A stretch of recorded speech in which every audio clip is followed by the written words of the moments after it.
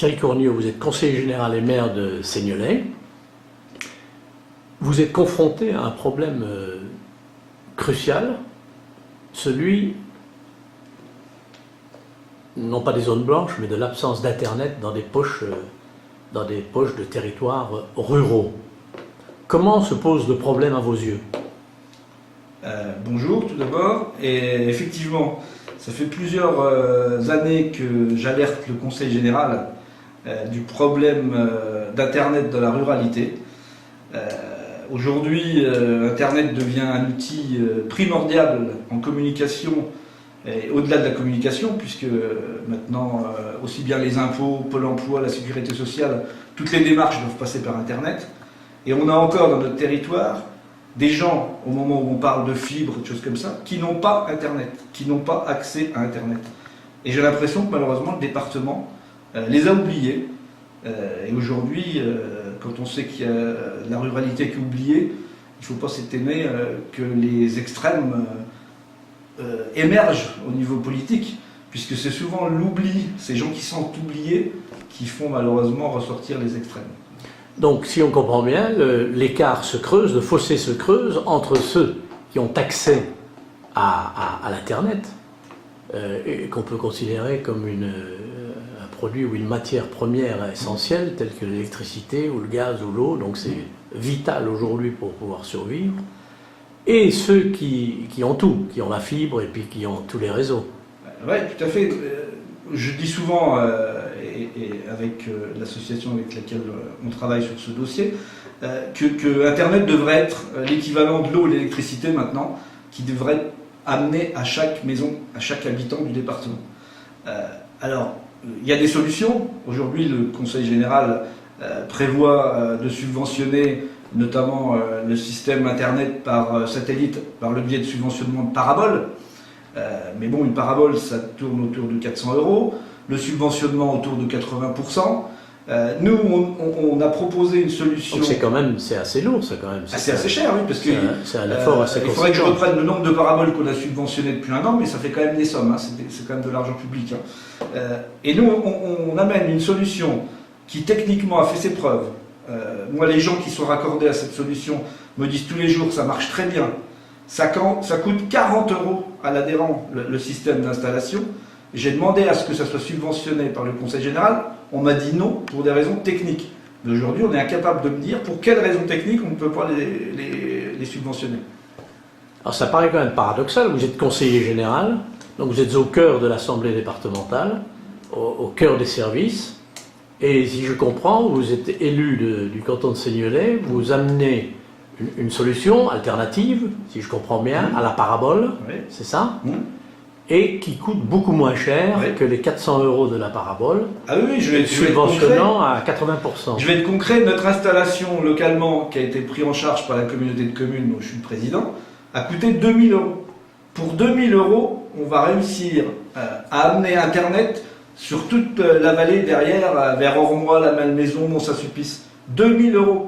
Donc quand je vois qu'avec 2000 € et 40 € pour l'habitant, on arrive à résoudre le problème, je me dis on marche sur la tête aujourd'hui.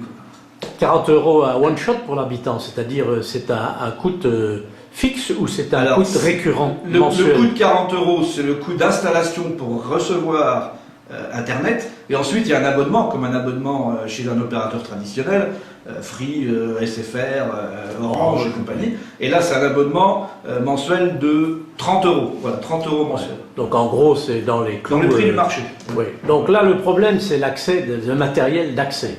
Donc, tout à fait. Donc 2000 €, ça a coûté 2000 € à la communauté d'agglomération. Communauté de communes. Communauté de communes, ouais. D'accord. Ouais. Communauté de communes, on s'y perd finalement. Ouais. Communauté de communes du Seignelay. Seignelay-Brinon. Seignelay-Brinon. Et les 2000 € représentent quoi? C'est quoi l'investissement? C'est le poteau, le montage du poteau par nos agents. Voilà, les câbles, je crois. Ouais, voilà, c'est ça, les câbles de raccordement. Puis c'est tout. Le reste, c'est mais le poteau, il sert à quoi? Il va chercher des... On va aller voir sur place. Le poteau, lui, récupère Internet pour le diffuser, si je ne me trompe pas. Je ne suis pas un grand technicien. Moi, j'ai été voir sur place comment ça se passait. J'ai vu chez les gens aussi comment ils recevaient Internet. Et effectivement, je me dis, mais le problème c'est qu'on trouve que c'est trop beau presque. Et on est un peu en difficulté du fait que ça paraît trop beau. Et comme ça paraît trop beau, quand ça paraît trop beau, ça paraît louche. Ouais. Et moi, je vois ça depuis 2 ans. Au début, effectivement, j'étais un peu inquiet. Je me dis, parce que c'est vrai que c'est des gens qu'on n'a pas l'habitude de voir. Hein. Vous allez les voir, les gens de chez PC Light. Ils font un peu geek, très les infos. Donc vous voulez dire que le PC Light, c'est une entreprise? C'est une association. Une association qui est opérateur Internet. Ils ont obtenu le statut d'opérateur, comme sont Orange, SFR notamment. Donc ils ont le droit de diffuser de l'Internet sur le territoire. Voilà. C'est une association qui n'est pas toute jeune, mais qui a été créée en 98 de mémoire. Donc elle a déjà une pérennité. Hein, c'est une association chignacusienne. C'est cela, exactement, qui est dans mon canton d'ailleurs. Donc Cheny, voilà, qui est encore dans mon canton, mais il ne sera plus après. Et vous dites que ce sont des geeks pour nos internautes de Patagonie. Ça, des geeks, ce sont des fous d'Internet voilà, qui passent jour et nuit. Ils sont tombés dedans quand ils étaient petits.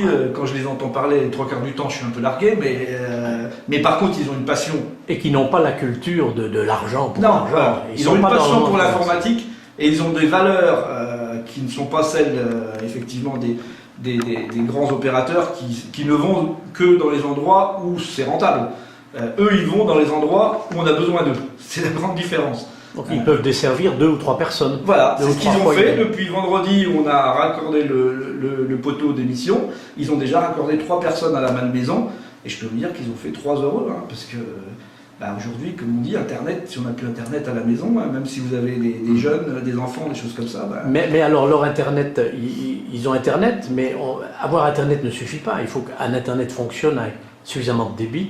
Est-ce que ça rame? Est-ce que ça va vite? Ah non, alors le débit, au niveau technique, là, il faudrait que ce soit plutôt les personnes de PC Light qui vous en informent. Mais le débit est bien plus important que le petit débit qu'ils avaient avant avec le système qui avait été mis en place. Donc c'est bien plus performant qu'avant. Et ce système précédent, quel était l'opérateur? Alors l'opérateur, c'était Numéo de mémoire. En plus, il y a un autre problème, c'est que sur Ormois et la Malmaison, ils sortirent. Ils ont envoyé un courrier en disant que début novembre, de mémoire, ils ne pouvaient plus couvrir le secteur par Internet avec le système actuel. Ils leur proposaient un autre système qui était encore plus cher, qui allait être encore subventionné par des deniers publics par le biais du Conseil général. Donc voilà, au bout d'un moment, il faut que ça s'arrête, quoi. On a une solution qui est simple, qui est peu onéreuse, qui est peu consommatrice d'argent public et qui satisfait tout le monde, contre une opération qui est très chère, qui ne fonctionne pas. Et malheureusement, on n'arrive pas à trouver un accord avec les gens du Conseil général. C'est ça qui me révolte. Alors, Thierry Cornio, là on est au cœur du problème. Vous êtes conseiller général. Vos pairs ne vous écoutent pas? Vous n'êtes pas suffisamment convaincant? Je suis peut-être trop jeune dans la fonction de conseiller général, c'est peut-être pour ça. Pourtant, c'est pas faute de le dire et de le répéter presque à chaque session. Je vous ai connu à Migénélier. Lorsque ça passait pas d'un côté, vous passiez de l'autre. Vous arrivez à passer. Voilà, j'ai la même fougue au conseil général. Mais bon, j'ai l'impression que ça dort sur des acquis déjà bien installés, et puis qu'on ne veut pas faire de révolution. On ne va pas chercher les problèmes où ils sont. J'ai l'impression qu'on se contente de faire ce que le ronron traditionnel fait. Et c'est bien beau, comme je disais, de mettre des badges « touchez pas à notre campagne ». Mais là, on est au cœur du sujet. Là, moi, j'aurais bien aimé qu'il y ait des gens qui viennent voir ce qu'on fait.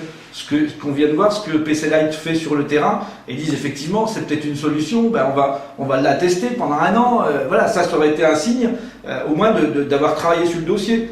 Là j'ai l'impression que je suis un peu tout seul dans mon coin, que je me débrouille comme je peux avec les gens de PC Light et on y arrive, hein, mais je suis un peu déçu pour le reste du département parce que moi je n'ai d'action possible que dans mon secteur. Et d'autres conseillers généraux il n'y en a pas ou deux qui pensent comme vous et qui font la même chose? Si, il y en a même qui ont commencé à travailler avec la même association. Je pense à Jean-Jacques Percheminier dans le nord du département, qui a fait installer un émetteur sur Cerbonne, je crois. Voilà, donc lui, il y a des convaincus. Hein. Yves Vectin est très convaincu aussi du système. L'agriculteur. Voilà, il est très convaincu du joueur système. de rugby. Voilà, et il a aussi fait installer sur Écan, il est même adhérent d'ailleurs à PC Light. Mais malheureusement, voilà, on est quelques-uns et on a l'impression qu'on est on est un peu comme le Astérix et le petit village gaulois, on a du mal à se battre contre le reste. Quoi. Derrière tout ça, en dehors des pesanteurs classiques dans la vie, il faut dire ce qui est, quoi. On est tous parfois un peu coincés. Mais est-ce qu'il n'y a pas des gros intérêts qui sont en jeu? Bah si, bien sûr. Hein. On sait que Orange, c'est un peu le patron de l'Internet au niveau du département, et que peut-être qu'on se mettrait à dos une partie de la société Orange. Maintenant, il faut savoir si on est là pour faire avancer les dossiers pour les habitants du département, ou on est là pour traiter des affaires économiques, extra-économiques ou supra-économiques. Moi, aujourd'hui, mon intérêt et l'intérêt de PC Light, c'est de pouvoir satisfaire nos habitants locaux. Voilà. Oui, voilà. Nos habitants locaux, on a un problème. On nous signale un problème depuis longtemps. Nous, on a trouvé une solution, donc on l'a mis en place localement, et je suis déçu que pour le reste du territoire, elle ne soit pas mise en place. Voilà. Madame le maire d'Ormois, vous êtes bénéficiaire de ce nouveau système mis en place par la communauté de communes du Seignelay. Seignelay-Brinon. Seignelay-Brinon. Personnellement, en êtes-vous satisfaite? J'en suis satisfaite et j'étais surtout en attente depuis de nombreux mois parce que dans le hameau où j'habite, nous n'étions pas vraiment une zone blanche, mais nous n'avions pas Internet par Orange et nous étions desservis par un autre prestataire et ce n'était quand même pas la panacée, loin de là. Le week-end, c'était rare que nous puissions nous servir d'Internet. Des fois, on était 15 jours sans Internet, ce qui à l'époque actuelle pose de gros problèmes. C'est grâce à la communauté de communes et puis au président de la communauté de communes qui s'en est bien occupé avec qui on a pu travailler ensemble avec PC Light. PC Light, je les ai rencontrés tout à fait par hasard au cours d'un dîner de quartier et c'est eux qui nous ont dit qu'ils pouvaient être en mesure de nous apporter une solution. Et là, il y a des tests qui sont faits sur 3 maisons actuellement dans le hameau où j'habite. C'est quel hameau vous habitez? La Malmaison, qui dépend d'Ormois. C'est un hameau d'Ormois. La Malmaison. Voilà. D'accord. Alors, auparavant, vous payiez combien tous les mois? Enfin, combien payez-vous? Et aujourd'hui, vous payez combien? Pour le moment, le contrat n'est encore pas... Le contrat est en instance d'être signé. Nous, on payait 35 €. Enfin, ça dépendait des débits. Tout le monde n'avait pas le même tarif. Nous n'avions qu'une possibilité d'avoir le téléphone avec Internet, c'est-à-dire que dans le hameau où je suis, tout le monde avait 3 abonnements différents, en gros, pour faire simple, un pour le fixe, un pour le portable et un pour Internet. Et la télévision? Ah ben non, là, non. La télévision, là, c'était... Ça passe pas. C'était mission impossible, là. C'était mission impossible. D'accord. Donc nous avions tout le monde se plaignait du coût relativement élevé de nos différents abonnements. Surtout par rapport à d'autres parties du territoire. Ah bah bien sûr, ne serait-ce qu'à 2 km à Ormois, ils avaient plus de possibilités que nous. Ceci étant dit, à Ormois, ils ont aussi certains problèmes parce qu'il y a certains quartiers de la commune qui ne sont pas trop bien ravitaillés ou qui ont des problèmes de rapidité d'Internet. Alors, en investissement, qu'est-ce que ça vous a coûté? La parabole, vous l'avez payé 400 € à peu près, initialement, subventionnée à hauteur de 80%, si j'ai bien compris. Oui, la parabole, ça c'était fait au niveau de la communauté de communes. Oui. Nous, au niveau de... Non, c'est pas ça. La parabole du précédent, de ton précédent contrat. Ah oui, bah ça je ne me rappelle plus du précédent contrat, combien j'avais payé. Là,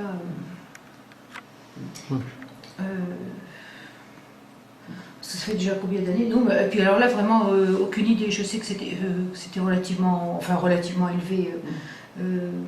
On n'avait pas eu de... Attendez voir...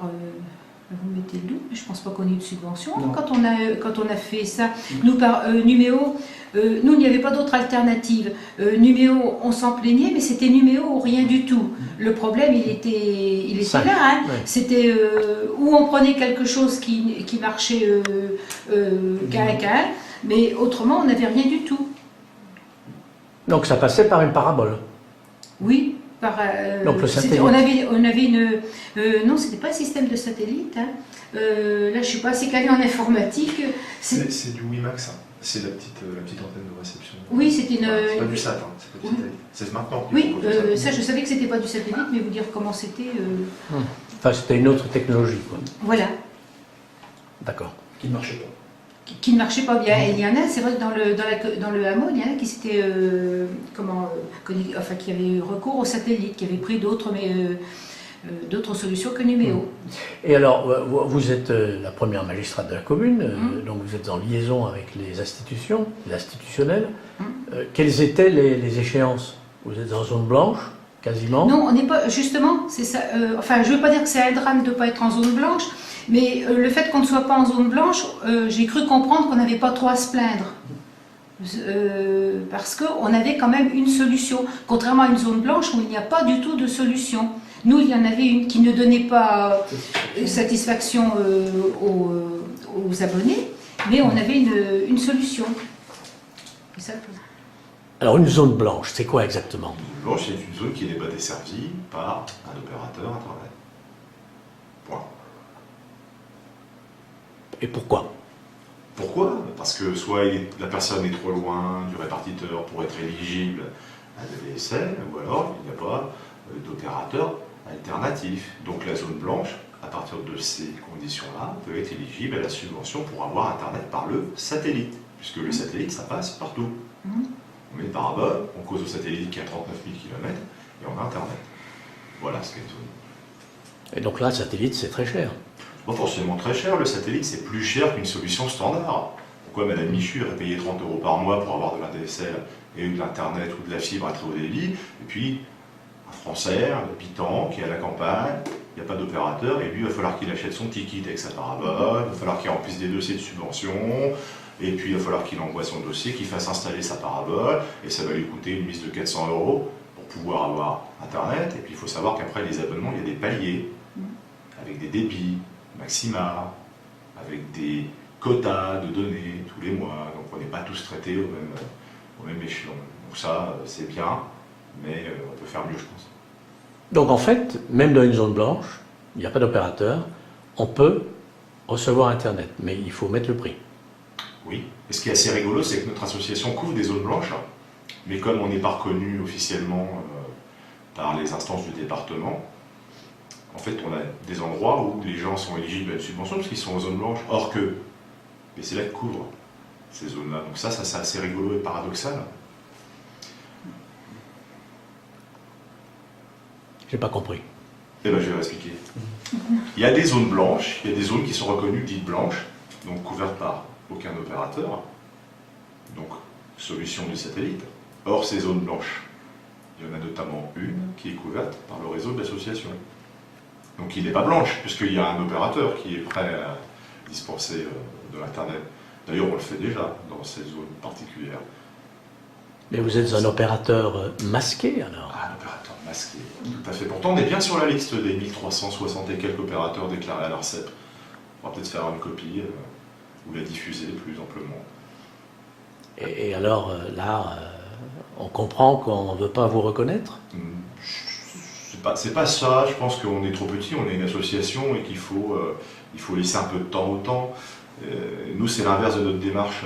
On est pour l'augmentation du débit, on est pour l'arrivée de la fibre partout. Ça viendra forcément un jour ou l'autre, mais on ne veut pas attendre 10 ans, ni 5 ans, ni 3, ni 2. Nous, on peut faire des choses maintenant avec des petits moyens et des choses qui fonctionnent, qui ont été démontrées. Donc on veut le faire aujourd'hui, on ne peut pas attendre. Donc quelque part, vous êtes une espèce de tête chercheuse, tête de pont, qui fait avancer le système. Je pense que réellement, on fait avancer les choses, et quand on a un sourire des personnes qu'on vient de raccorder qui n'avaient pas Internet en disant c'est génial, j'ai mes petits-enfants qui viennent, ils vont pouvoir surfer, ils nous disent pas c'est génial, je vais pouvoir déclarer mes impôts en ligne, ils le font ça. Mais voilà, on est content de ça, et puis ça fait partie de nos valeurs, de cet accès à Internet pour tous, c'est possible. Alors cette association PC Light, light léger quoi, PC Light, bon, vous êtes implanté dans le Seignelois, Brinon, Mais aussi ailleurs dans Lyon ou est-ce très local? Parce que vous êtes basé à Cheny. Alors les bureaux de l'association, les locaux sont à Cheny, dans lesquels on accueille des gens pour se former à l'utilisation des nouvelles technologies, on accueille des enfants dans le cadre des activités périscolaires, et notre deuxième casquette en tant que fournisseur d'accès, là on est dispatché un petit peu sur le département, ça va du nord de Sens jusqu'au sud d'Auxerre, en passant par Seignelay, Béon, Joigny, Cerbonne, Courlon, Pourrin, etc., etc. Vous êtes à Auxerre également? Oui, on a Auxerre également.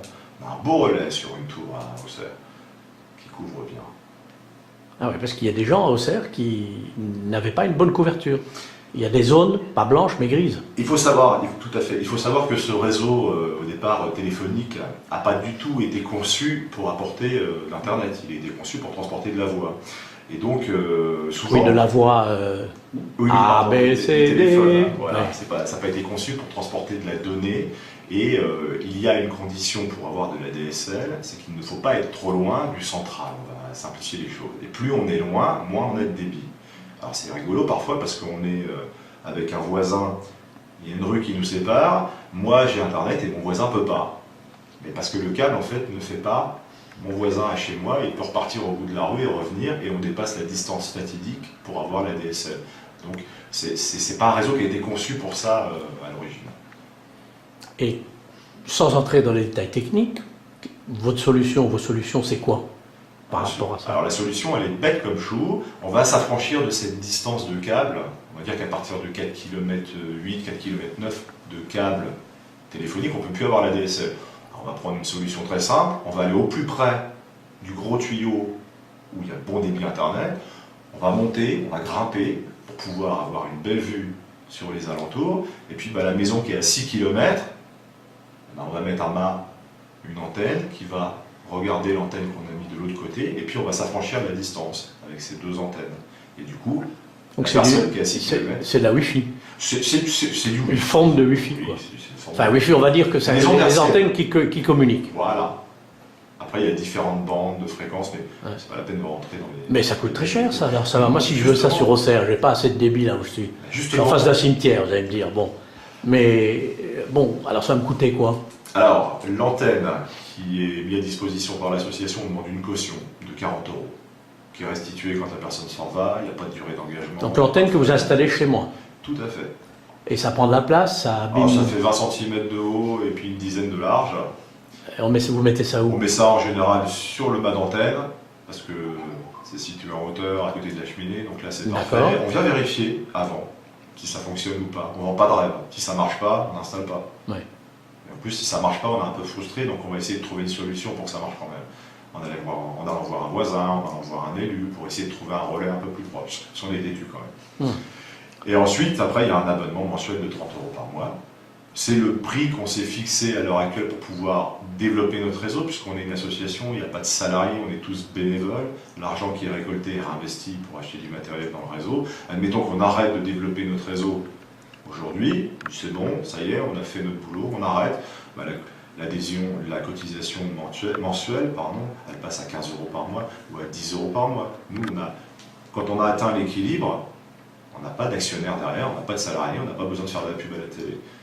Donc c'est un prix à l'heure actuelle qui est là pour développer. Après, c'est voté en Assemblée Générale. On peut décider, l'Assemblée Générale a lieu le 17 octobre, on peut décider à l'Assemblée Générale que les gens on voudrait baisser la cotisation mensuelle, et puis on en discute, et c'est possible.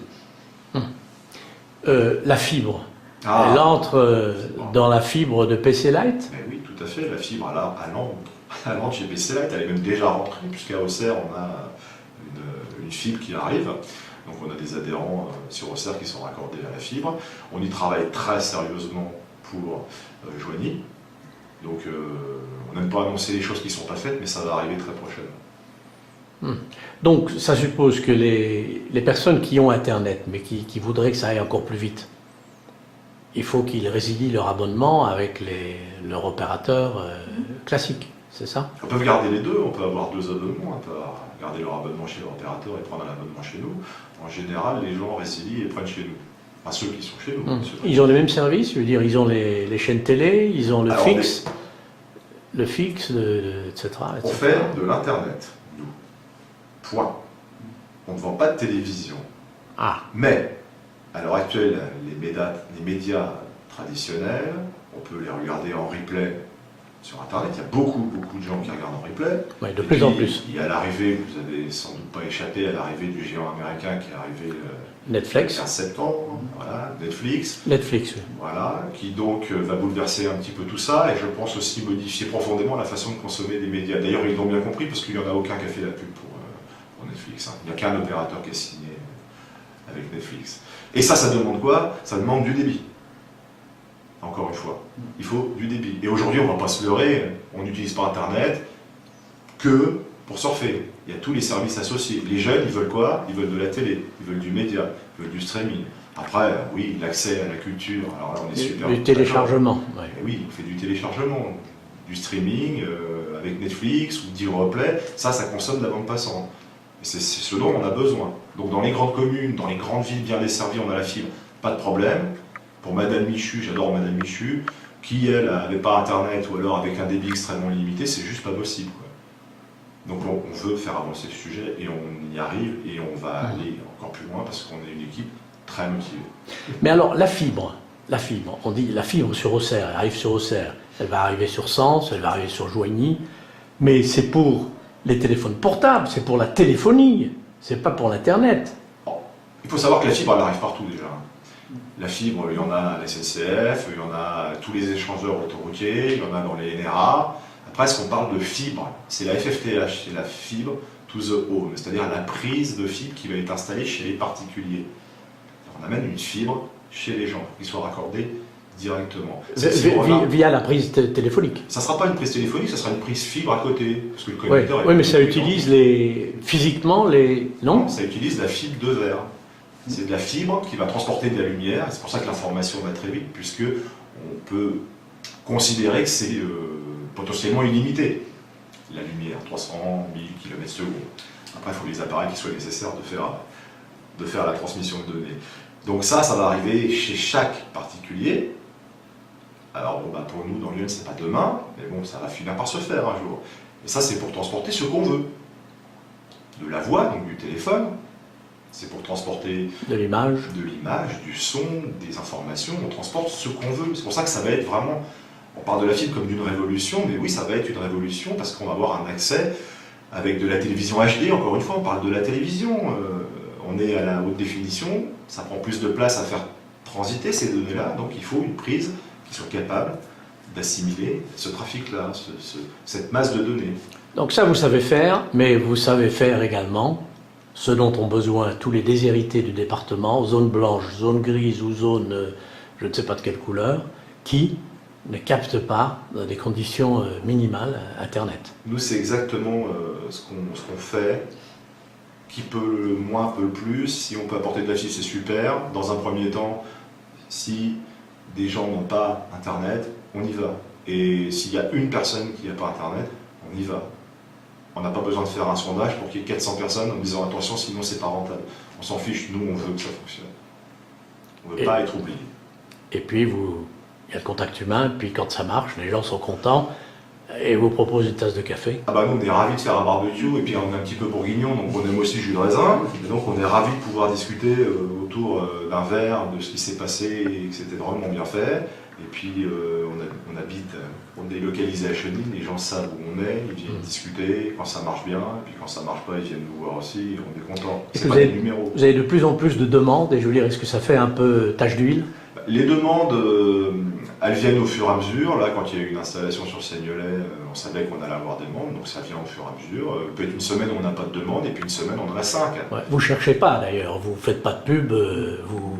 On en parle aux médias, on en parle aux élus.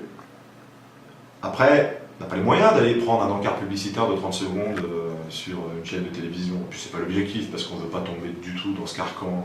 On sera revenu à ce qu'on ne veut pas faire, à ce qu'on ne supporte pas. Donc oui, il faut en parler pour faire avancer les choses et évoluer. Mais les gens qui sont en zone blanche, ou qui sont mal desservis, ouais, ils sont, comme Madame Ratti vous l'a dit, ils ne savent pas trop, c'est soit ça, un truc qui ne marchait pas trop bien, soit rien. Donc oui, il faut faire avancer, en parler aussi. On a certainement une part de communication à faire pour pouvoir dire aux gens qu'il existe d'autres choses. Quand on parle de fournisseurs d'accès associatif, prenez 10 personnes dans la rue, demandez-leur d'en citer un. Je ne suis pas persuadé qu'il y en ait un qui vous réponde.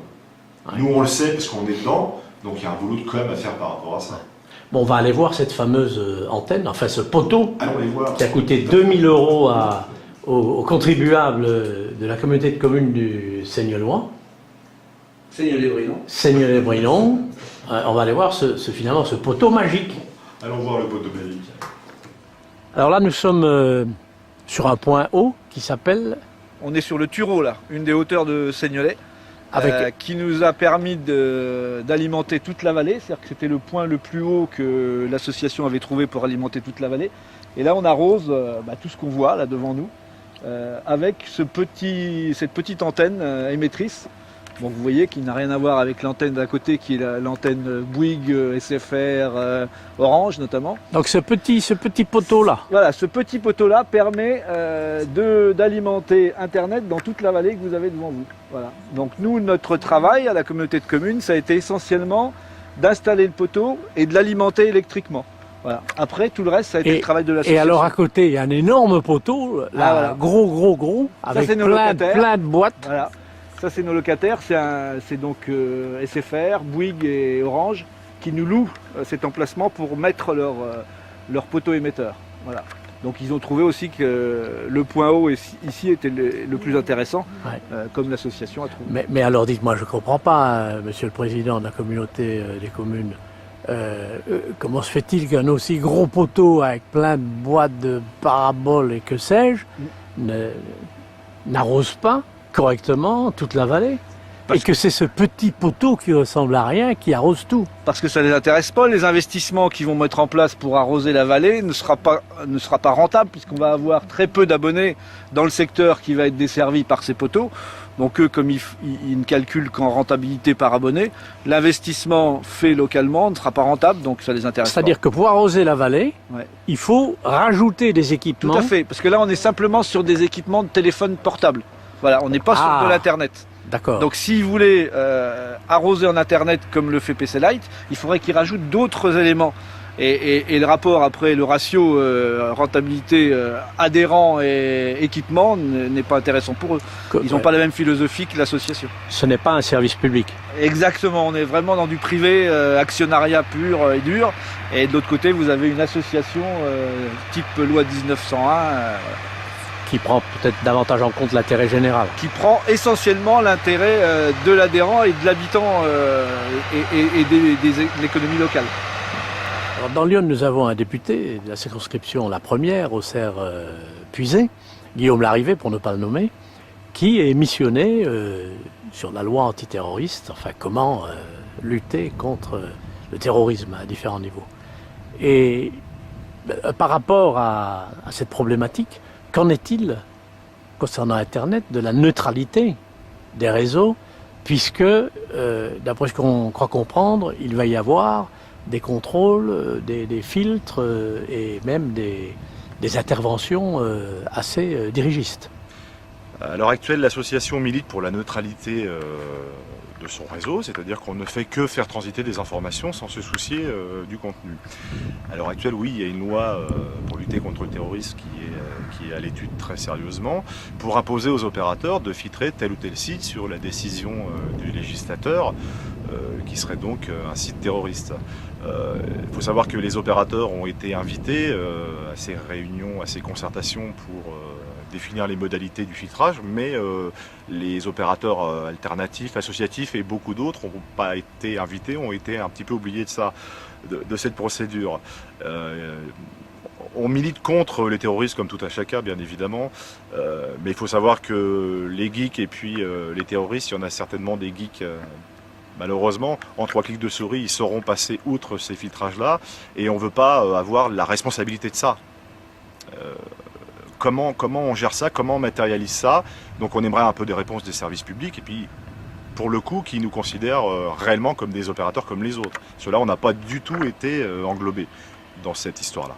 Donc 2 choses, si j'ai bien compris. D'une part, vous placez un point d'interrogation sur l'efficacité du système, sachant que le principe de réalité fait que les geeks, donc les fous d'Internet, les génies d'Internet, les petits Einstein d'Internet, il y en a plein maintenant partout, tous les coins de la planète, trouveront des parades et des solutions de par la nature même du réseau Internet, qui est une toile d'araignée immense, et on peut la détruire à un endroit, automatiquement elle se reconstitue ailleurs, un peu comme un cerveau.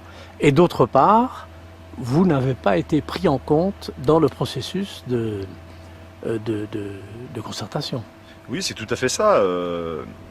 Toutes les mesures qui ont été faites pour lutter à un moment donné contre le piratage, elles ont été largement détournées, et c'est les personnes les moins informées qui se sont fait avoir bêtement parce que il y avait un enfant qui téléchargeait quelque chose, et puis voilà, les parents ont été inquiétés après.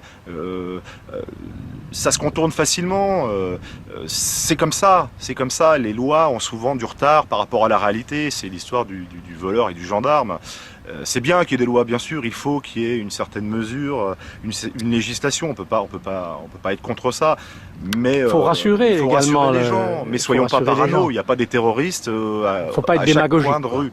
Et il y a une chose très importante, sur notre réseau de l'association, je vous ai dit qu'on avait 60 personnes de raccordées. Le jour où un terroriste viendra se raccorder sur notre réseau, ou quelqu'un qui fera quelque chose sur notre réseau qui n'est pas politiquement correct ou interdit par la loi, on n'a pas besoin de loi, on va s'en apercevoir tout de suite sur notre réseau.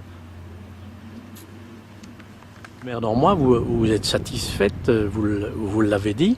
Est-ce qu'il y a des perspectives compte tenu de ce développement dans la commune ? Tout à fait. Je vais avoir rendez-vous avec le président pour voir s'il y a des possibilités d'équiper les écoles avec des coûts qui seraient moindres que ce que l'on a actuellement et qui nous donnerait sûrement grandement autant de satisfaction parce que, comme je vous l'avais déjà expliqué tout à l'heure, à Ormois, il y a aussi des difficultés. Il y a des quartiers qui sont mal équipés, qui réceptionnent mal. Et donc là, vraiment, le prochain objectif, c'est sur les écoles. D'autant plus qu'on va avoir un transfert de classe, là, on va avoir un groupe scolaire dans les semaines qui viennent, tout va être regroupé. Et donc là, je pense que ce sera intéressant qu'on soit équipé avec Internet de façon plus satisfaisante que ce que l'on a en ce moment.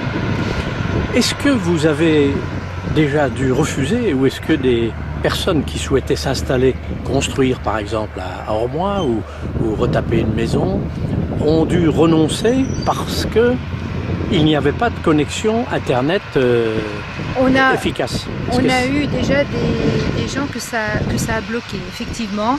Et il y a des gens que ça bloque pour recevoir leurs petits-enfants au moment des vacances. Parce qu'il y a une génération qui est habituée à avoir Internet. Ils ont ça comme le téléphone. Et chez nous, on ne peut pas leur offrir ça pour le moment.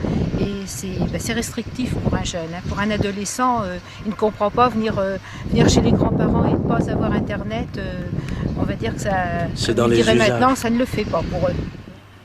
Et le président de la communauté des communes du Seignellois-Brinonnais a eu également des refus, moi, des problèmes. concrètement, je sais, puisque c'est des gens que j'ai reçus à la mairie de Seignelay, un couple de jeunes ingénieurs de la région parisienne qui souhaitaient s'installer sur Ormois, la même maison, ne l'a pas fait justement à cause de ça, puisqu'ils n'avaient pas assez de débit Internet, ils ne pouvaient pas transmettre leurs données à leur agence parisienne.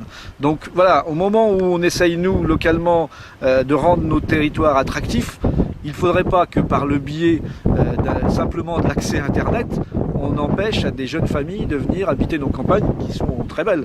Donc voilà, donc on a tous les avantages de la campagne maintenant avec, on arrive à maintenir nos commerces, à se battre pour que les médecins restent chez nous et tout. Et si le seul problème qu'on a aujourd'hui pour attirer des familles, c'est l'accès à Internet, je pense qu'il va falloir le résoudre très rapidement. Nous, on travaille pour ça. Voilà. Est-ce que vous estimez que l'Internet est une priorité absolue au niveau des communautés Aujourd'hui, oui, nous on a pris la compétence et ça a été pris à l'unanimité d'ailleurs quand ça avait été soumis au conseil communautaire, et on a l'intention pas que de la prendre, de vraiment la faire travailler, cette commission, puisque on voudrait que tout notre territoire de la communauté de communes Seignelay-Brinon soit couvert par Internet. Si on est la première du département, on sera très fiers, mais on travaille voilà, avec les gens qui savent faire, et en plus, ce qui est le pire de ça, c'est que ça coûte pas cher. Dans les moments où les budgets des collectivités sont très restreints, on arrive à avoir des solutions peu onéreuses avec des gens compétents et on n'arrive pas à les mettre en place. C'est là où je comprends pas. Autrement dit, si je comprends bien, la politique du subventionnement des paraboles à hauteur de 80%, vous avez dit, je crois, Elle est à revoir complètement. sur une somme de 400, est une politique de gaspillage Elle en est à revoir regard. complètement. Elle coûte très cher pour des résultats qui sont peu satisfaisants, alors qu'on a des moyens avec moins cher d'avoir un résultat qui est quand même plus satisfaisant. Donc c'est la palisse, mais c'est dommage d'être arrivé à des extrêmes comme ça et de pas se faire entendre, d'être un peu Don Quichotte contre les moulins à vent, puisque on est très peu, et c'est à chaque fois le répéter, mais on a l'impression de se battre un peu comme dans le vide, donc ce qu'on fait localement, on va essayer de le démontrer pour qu'on serve un peu de laboratoire local et en dire si ça marche chez nous, ça doit marcher ailleurs. Donc voilà. Est-ce que vous avez une idée de l'enveloppe qui a été consacrée par le Conseil général aux demandes de paraboles? Quel est l'ordre de grandeur? C'est combien? À chaque session du Conseil général, on en voit passer, je vais dire, entre 5 et 10. Donc voilà, donc il y a une dizaine de sessions dans l'année, on doit être entre 50 et 100 demandes de paraboles à pratiquement 400 € par parabole, voilà l'ordre de grandeur qu'on subventionne à 80%. Je vous dis pas le nombre de raccordements qu'on ferait à 40 €, quoi. Donc c'est là que je trouve un peu absurde la solution. Ouais. Et 10 100, ça ferait 380 000 € quoi, voilà. par an. Non, 100 €, non, ça ferait moins que ça. Ça ferait 38 000 €, quoi. 38 000 € qui a été dépensé d'argent public pour couvrir avec une solution peu fiable. Avec 38 000 €, on va en couvrir beaucoup plus avec la solution PC Lite. Mais bon, moi au moins, je voudrais que ça soit étudié, qu'on ait au moins le respect de l'étudier. Il y a des gens qui travaillent, qui s'investissent fortement, bénévolement, et on n'a pas le respect d'étudier leurs solutions. C'est ça qui m'énerve, quoi. Parce que ces gens-là, ils méritent un intérêt, ils ont un intérêt, ils amènent quand même au public une solution qui les satisfait, et on ne veut pas les écouter. Donc c'est un peu ça qui me gêne.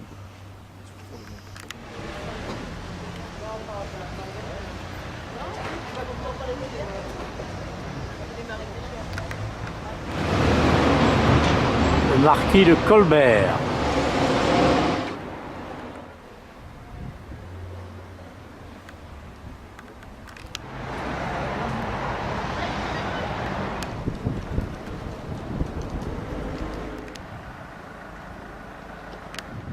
Le Colbert, évidemment.